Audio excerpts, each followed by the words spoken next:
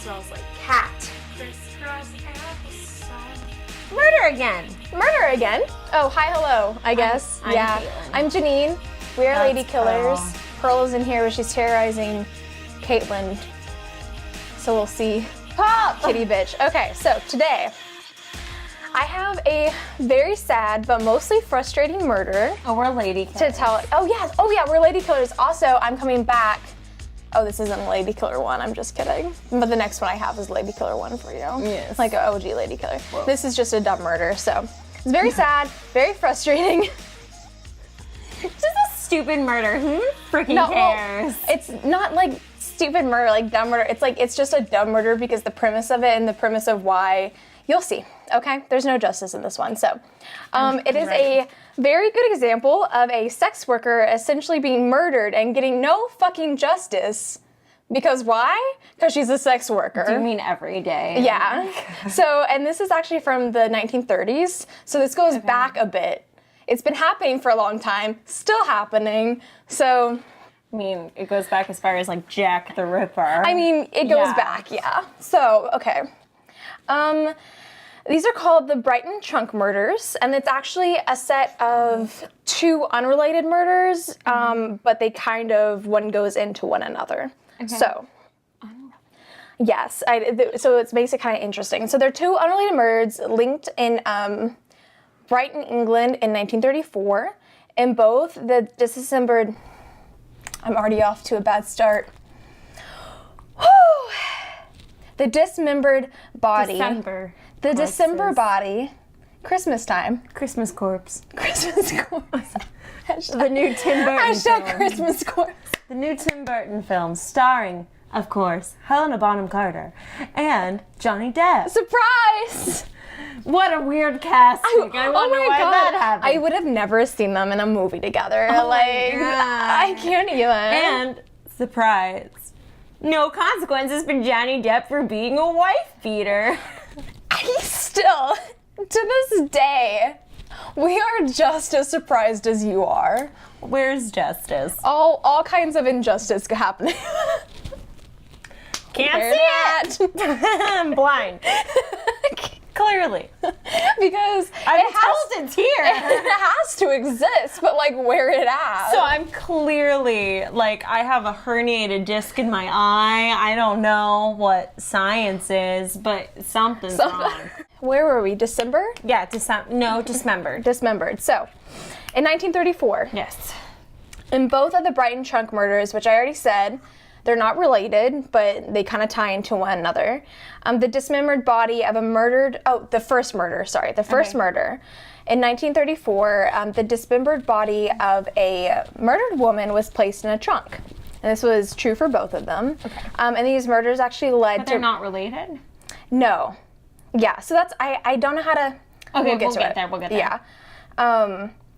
So the murders led to Brighton being dubbed the Queen of Slaughtering Places, a play on the Queen of Watering Places. It's really weird because it's two unrelated murders that happened in the same year in Brighton. So We need to get better at puns. I know. It was 1934. Like, they're doing their best. watering holes, am I right? You're like, am I right, boys? Am I right? It's almost like what rhymes? Slaughtering. Oh! You know what we have a lot of here? Slaughtering. The first murder. Let's dive in. What is this? Diving. Diving. I thought you were typing something. I thought you were like, these were the little Brighton, newspaper. Be like, oh, I'm a funny pun. That's what that was. I did a thing. Oh my God! Look, Charles. Look at that. Bernadette. You're Charles. I'm Bernadette. Yes, I love it. Okay. The first Brighton. Why are we so dumb? The first Brighton Trunk murder came to light on the 17th of June in 1934 when an unclaimed plywood trunk that had been left there like 11 or so days before was noticed by William Joseph Vinicombe.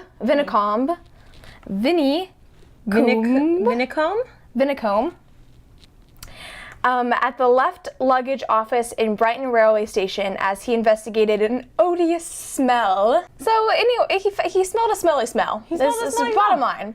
He alerted the police, and Chief Inspector Ronald Donaldson, Ronald Donaldson. Rondon. I love it. Ron Donald. Ron Donson. Okay, so Ron Donson opened the trunk to find the dismembered torso of a woman. Just the torso. Okay, good. The other stations in the area were alerted, and they found a suitcase at King's Cross that contained the legs, just the legs. The head and the arms were nowhere to be found. The press named the victim the girl with the pretty feet, or simply pretty feet, because she looked like she had like dancer's feet. So she had like pretty legs, I guess, like long legs, like pretty feet. And like an arch, like yeah, big arches. Right. So she was called Pretty Feet. The post-mortem. That's weird. I know. Someone on the staff definitely had like a foot fetish and was like, you know what I noticed really about this woman? The feet. So. The post-mortem by Sir Bernard Spilsbury revealed that the woman was about 25 and 5 months pregnant. 5 months pregnant. But the victim and the murderer were never identified. So police suspected a local abortionist named Marcia of the crimes, yet no arrest was ever made. Okay. Given the butchered state of the corpse, there was no reason to believe it was like someone with some kind of like doctor education, because it was just like butchered. Okay. And the postmortem analysis could only reveal so much. A definite cause of death was not determined, and the victim's identity remains unknown. Okay. Though it's speculated that she might have died during a backseat abortion. Okay. It's unknown. Why?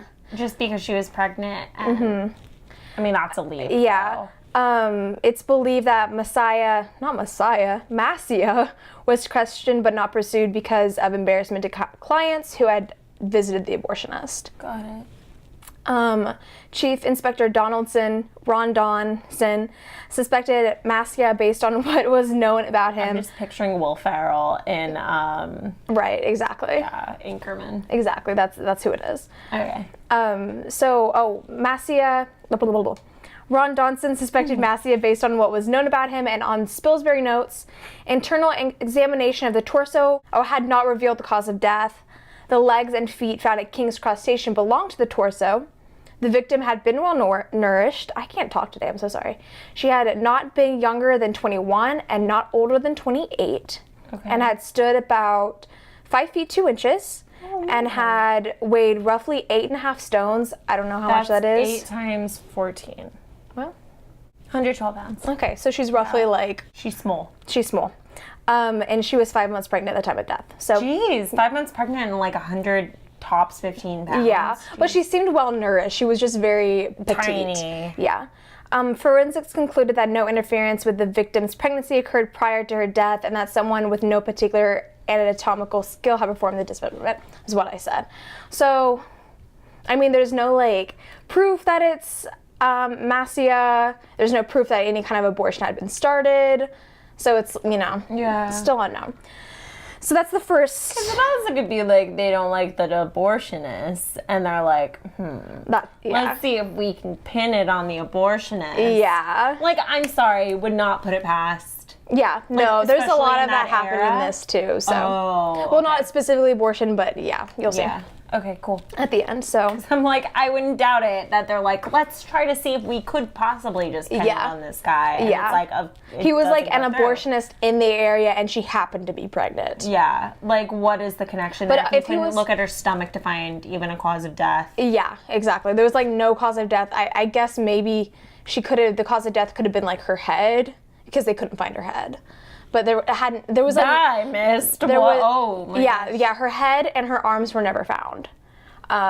Weird. But also, like, if it were a backseat abortion, like back alley abortion, wouldn't you see, like, the cause of death really was that? Yeah. Mm-hmm. Wouldn't you see problems within, like... Yeah, exactly. The, like, torso and the stomach region and stuff like that. Like, wouldn't you see more, like, in the lower region of her body? I think so. Because all that he could find, like, literally what I said was that the torso and the legs were dismembered from each other. And they belonged to each other, but that was all. But then it's like, it's not a good way of hiding evidence. You would think that if you want to hide the cause of death, the things that are not seen and are missing are the elements. And they say torso, so I assume it went from here to here. Yeah, if they know that it's she's pregnant, they would have had enough of this area to like tell. Like, I'm down if it's suspicious, if just suspiciously the like uterus was all gone and like that. But no, portion, but like they could tell that she was pregnant. So yeah, obviously. Those like, things and they said there. 5 months pregnant, so they knew, like, I assumed the baby was still in her. I don't know. Sorry, that's sad, but like I assume that. Because if they could tell she was 5 months pregnant, you know?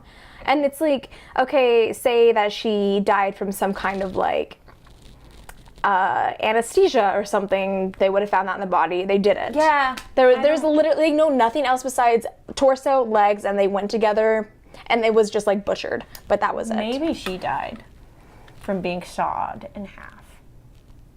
Well, it was like, then you would have like, they could have told. The bleeding would have been wrong. Yeah, exactly. No, I know, I was just making. You're like, maybe she just died from just being cut up. Maybe that's it. Maybe that would be me it's as that a detective. simple. I'd be like, clearly, as we can see, the woman is cut in half. You're like, that's case closed. That's all we know. Done. I fixed it. It's done. Because I cannot be proven wrong. Because I am a detective and my word is law. Also, because she is indeed cut in half. Yes. It's obvious. Some facts. She might not have died of it, but it did happen. It didn't help. And it did happen. Let me tell you. Let's move on. It wasn't better. It wasn't. I didn't make it any better. So. That's dark. Although the first murder was almost certainly unrelated to the second, as I have gone over, it did lead to the discovery of the second trunk murder. Oh, okay. It was the search for evidence in the first slaying that ultimately led to the discovery of the second one. Got it. So, while police combed the surrounding areas of the train station, they found the body of Violet K., who I'm going to be talking about. And she had been stepped in a truck, left in the lodgings of her former lover, Tony Mancini. So, I was going to say something like horrible about Italian men, and I realized that would seem bad if people don't know I'm Italian. But never trust an Italian. You're like, now that I've prefaced this with I'm Italian. I'm like, makes sense. Makes Mancini. sense. No. It's not racist, it's my people, and they're also not a race. Kalen. They're not a race of people. They're all white. It's a group. So it's a collection, if you will.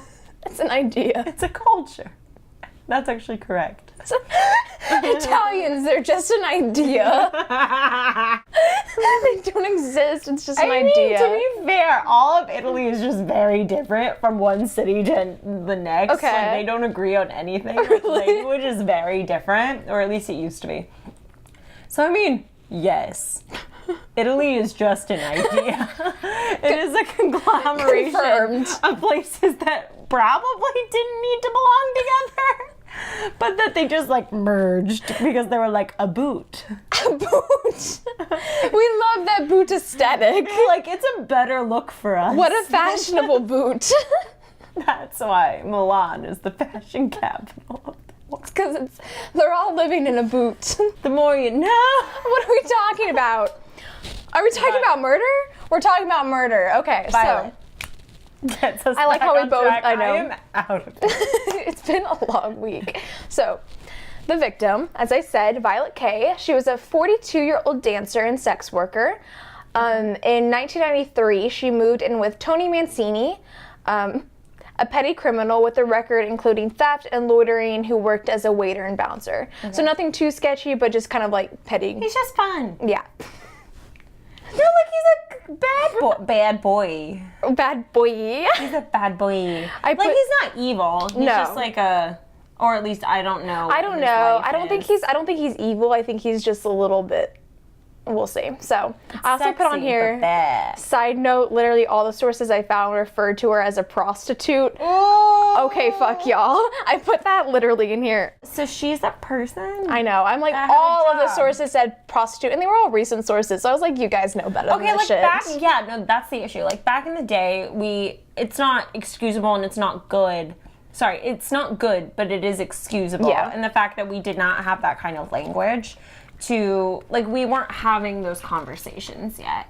And so it's like, okay, using the word prostitute Yeah. is different then. I have no qualm with a person that might have used it in the 80s, where it's all like, you just didn't know better, and hopefully you're more informed now. But it was like all recent But sources, and I was like, you guys This have was no excuse. 2005. Yeah. It was, all of them were the past like 3 years, I feel like. I was like, okay. So this is her. She's not, oh, she's cute. And this cute little, Oh. and a picture of the asshat murder. Oh, spoiler alert. Oh, is it Tony? I mean, yeah, she was found in a trunk in his apartment. I don't know. Okay. People are constantly trying to frame things on the Italians, let me tell you. Caitlin, problematic towards her own people, also very defensive of her own people. I'm allowed to be both. Okay, Caitlin. So, Kay and Mancini's relationship was rocky at best. One argument occurred. Why can't I not talk today? One argument occurred at the Skylark Cafe on the seafront where Mancini worked as a waiter, when an obviously drunk Violet accused him of being familiar with a teenage waitress called Elizabeth Atrell. So, like, she came into his place of work drunk. There was, like, a couple of sources I found, like, she was kind of into drinking and drugs and stuff. I don't know at what point. This was the 30s. So she was a cool kid. She was a cool kid. After this event, on the 10th of May, 1934, Violet wasn't seen from again.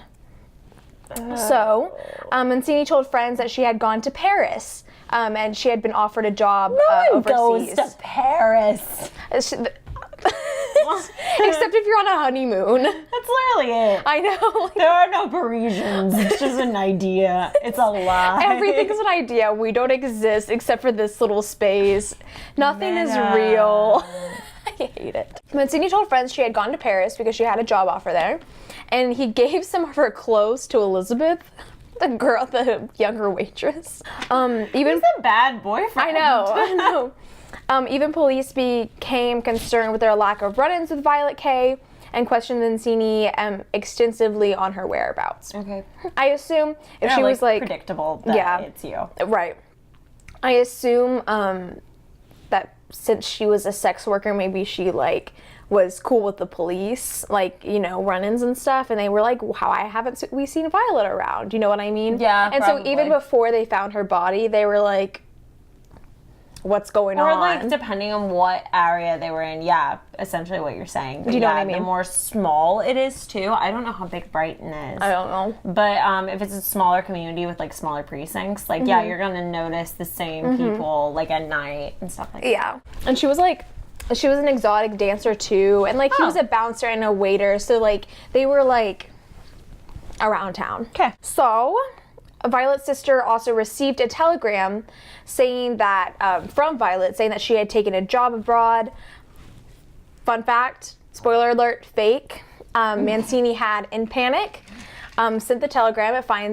It turns out, and they could trace it back to the day that Violet went missing. He sent it the day Violet went missing. Dumbass. Yes. Was it even from like a Paris address? No, it was from Brighton. You freaking idiot. Yeah. Oh, well, they traced it back, so they know it was sent from Brighton on the day Kay had been murdered or gone missing. So, dumbass. Go to Paris, write a letter. Take a day trip, come back. And like then it's also a couple days later. Uh-huh. It doesn't look that weird. Say that you have like a sick relative in Spain. So that it's like you're not even like in Paris. Right. He's dumb. It's fine. So, Violet was dead, and her body was in a large trunk, which Mancini had taken to a newly bought house on 52 Kemp Street, close to the station. So essentially, like, after the murder happened, he moved, like real fast. At this point, the body had already begun to decompose horribly, as to be expected. He put the trunk... What was his motive for killing her? Was it... We'll see. Okay. Yeah. He put the trunk at the bottom of his bed, covered it with a cloth, and used it as a coffee table, which he liked to serve guests on, which would note the smells and fluids coming from the trunk. Yes. Yeah. Psychopathy is so fun. These are a couple pictures of... I don't want it! The trunk in his little flat. Is that just so disgusting? Like next to his bed and his dresser. Okay, so... as I said before, Kay's absence had been noted by the police and Mancini had been questioned. Apparently panicked, he went on the run. In search related to the unsolved trunk murder, police searched the premises close to the station and stumbled upon Violet's remains. Okay. Which I already said, at Mancini's lodgings. Mancini was arrested in southeast London as he was like trying to escape, and the postmortem was done by Sir Bernard Salisbury. Of the previous case. Yes. This is going to be a crime scene picture. Do you want to see it? Yeah, sure. Okay. It's kind of...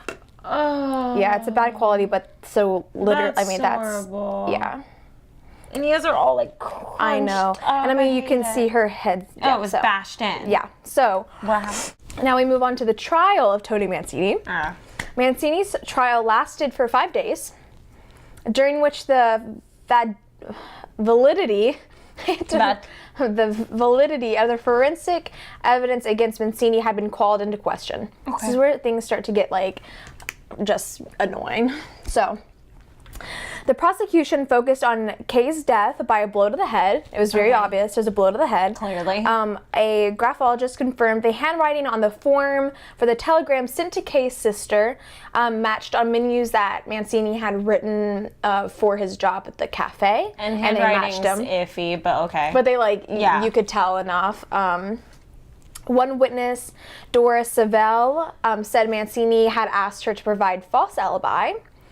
Other witnesses, friends of Mancini, claimed he had boasted in the days after the murder of giving his missus the biggest hiding of her life, whatever the fuck that means. So, what? You think that would be enough to like... Whose friends are like, yeah, good. I know, right? And also like, okay, that seems like enough to prosecute him, right? Yeah, like, regardless, I mean, spousal abuse and like, abuse laws were not the same. Right. They weren't married. But that's enough to be like, okay, like that's very sketchy. He's making alibis. He's claiming to have like outed her or something. Okay, so Mancini's defense focused on Kay's work as a sex worker and her character. Yeah, you have written like... Sorry, I copy-pasted, so I was like, that's not your fault. You didn't mean it. So, like, Mancini's defense was trying to be like, oh, but she was a sex worker, and oh, her virtue, and like, yeah. Mancini claimed he had discovered Kay's body in the flat at Park Crescent, their previous flat that they shared together, where he was previously living. Thinking the police would not believe his story because he had a criminal record, he kept the matter a secret and hid her body in a trunk. I put question mark. I was going on vacation. I know. And I just didn't want to forget her. I did not want to forget. So I did it very ahead of time. That Coconut Records song where it's like, wish I could put you in my suitcase, except he actually did. So, Mancini speculated that she could have... Why are you a mime today?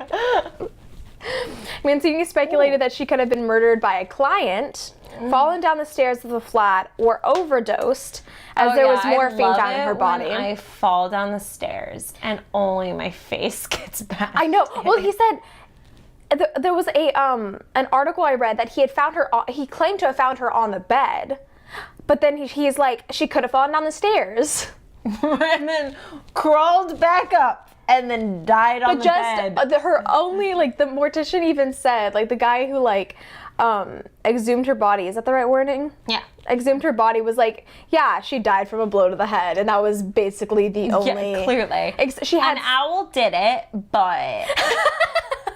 But she died to a blow to the head. And then she was in the bed. It's fine. It's fine. Owls love to get you in bed or by staircases. In one place in your head.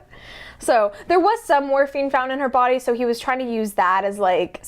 I mean, not all sex workers use drugs. I know. But a lot of the culture of... Well, there was morphine in her body already, but it was like they didn't attribute the morphine to her cause of death. It was very obviously the blow to her head. So it's like one of those things where it's like someone in a certain kind of culture and stuff like that. Not everyone in those kinds of cultures, but if you're in like a more like criminal like sect, like of course you might use drugs. Yeah, like, well, that it's known that she kind of used drugs and drank a lot. Like, so that was like they are literally just playing to the fact that she's a sex worker and she drank and did drugs. I'm like, but so did he probably. Oh yeah, like, I mean he was a petty criminal. Yeah, like the thing is like I don't believe that sex work should be a crime, but like obviously at that time, like they lived together. Mostly now. Like, it sometimes is overlap. There is when overlap it comes to that. sometimes. And yeah. it's not everyone who is a sex worker or in petty crimes and stuff does drugs and drinking. It just you guys get sometimes there is some overlap. Yeah, you guys when you're in certain kinds of circles. I'm trying to be kind to the I situation, know, but I'm I know. also like there are statistical. But beside the fact of her being a sex worker, she did also do drugs. She and was drink, also a drug user. Whether it was correlation or not, and they are just trying to play her off, downplay her virtue because, and so. Sorry. Oh yeah, I put. Okay. They speculated she could have been murdered by a client falling down the stairs or overdosed as there was morphine found in her body, even though the cause of death was the huge ass blow she took to her head. It's like okay, I put in her notes. I know. Oh my god. So the quality and nature of the forensic evidence was also drawn into doubt by the defense, who queried the amount of morphine in Kay's blood and proved that items of clothing stained with blood had been purchased after Kay's death, which I don't know. He kept doing the freaking trunk! I know. I'm like, I don't know what that has to do with anything, but okay. The number of women... He probably, opened the trunk and she's bleeding from her face. I know. So it's like... Yeah, okay. Oh my god. A number of witnesses also confirmed that Mancini and Kay had seemed like a contented couple. That means nothing. Yeah. Like, a number of witnesses seemed I'm okay. also like, okay, but so did plenty of people that are... So did the owl guy. Yeah. Michael Peterson. So... Yeah. The owl guy. The owl guy. I'm so bad with names, but you know who I meant. Michael Peterson. After 2.25 hours, the jury returned a verdict of... Not guilty? Not guilty. Yeah. He's not guilty. I saw that one coming. Well, it doesn't mean he's innocent, but yeah. So basically, yes. So basically, regardless of what happened the night Violet Kay was killed, we do know that Mancini had tried to cover up the killing, or her death, or whatever. In addition to telling the associates that Kay had skipped town, he also forged the telegram to Kay's sister and saying she had gotten a job abroad.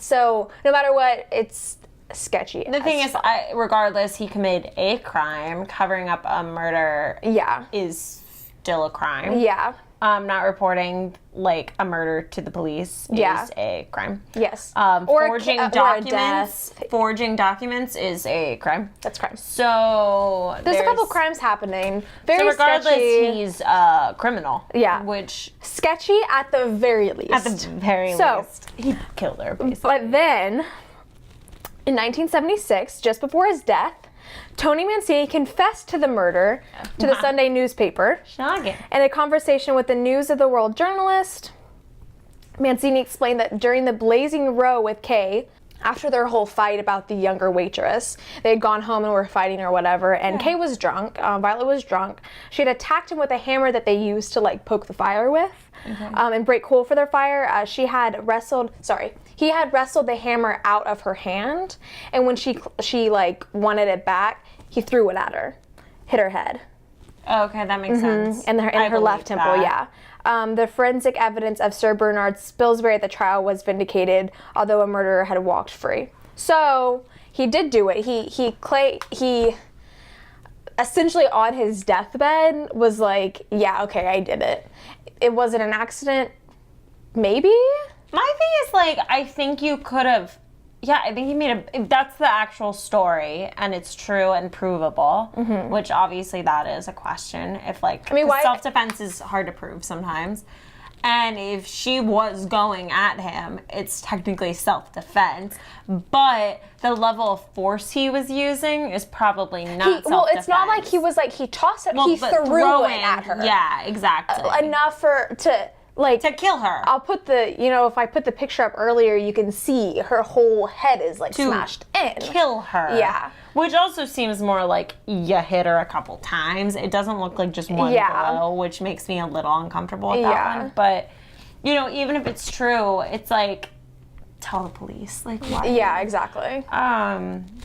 Regardless. That's always terrifying. Yeah. And why the fuck would you keep her in, like, why would you keep her in a trunk to the point of there being smells and liquids and your guests at your house are like, what is going on? That's disgusting. Like, just at that point, you'd be like, hey, like, I messed up. We were fighting. It was self-defense. You're going to get off easier that way. Yeah. Than if, like, it's so dumb. What are your theories on the unidentified victim? I really don't know. I couldn't find anything else besides just that. Interesting. Because it's like, it is weird, the trunk thing, that like they would have the same, but I guess it's like trunks were common. Yeah. I mean, they were both trunks, but they were found in completely different ways. Yeah. Like one was butchered, it was only in the search of and like one and the other. Exactly. Yeah, no, I mean, obviously one was a lover's quarrel, if you will, like more of a crime of passion, and cutting someone seems meticulous. Whereas what you see, like you guys probably saw the photo where it's like she's all like just crunched up. Yeah. It seems rushed. It seems hurried. Yeah. Like he literally like packed her in and like he found a place to move. Yeah. Like he was like, he was like, go. Like whereas cutting someone in half and placing them in two separate areas. And like trunks that are unidentifiable and maybe unable to connect them even to each other. That's at much two more different. That's more meticulous. Yeah. If there was, I should have written this down. There was some kind of lead about like. Let me look that up because there was like some guy that they thought might have done it, but there was like no way. You said the abortionist. The abortionist, but someone else. Hold on. Can you give me a second? Because I just remembered this. Several clues, including a special edition of the Daily Mail, printed especially for the London area and dated May 31st and June 2nd, 1934, have been found inside the cheap trunk for the first victim.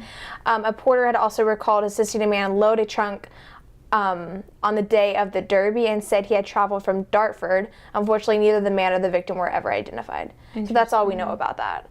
And they did, the only person that we know that they like looked into was Marcia. And it was like you said, probably only because like she was pregnant and he was abortionist. Yeah. So yeah. So I mean, the first one is weird. There's like literally no other information except for just that. That's so sad. And then I mean the second one, like I said, it's literally a sex worker being murdered and not getting justice because she was a sex worker, which we see time and time again. Well, it's just a woman getting murdered by her boyfriend, which we see all the time. Well, that too. And the mere fact that because I assume that the murder had nothing to do with her being a sex worker. But so the fact that she didn't get any justice. No justice. Agreed. And it's one of those things where I'm like, in any other world, I say this, but God, I get proven wrong all the time. Like women. Like the first person you look to is like the boyfriend or the husband. Yeah. Well, she was found in a trunk in his apartment and was like literally. But they're like clearly a client of hers did it. I know. And it's like so why? Okay, say just to entertain the idea that he didn't kill her.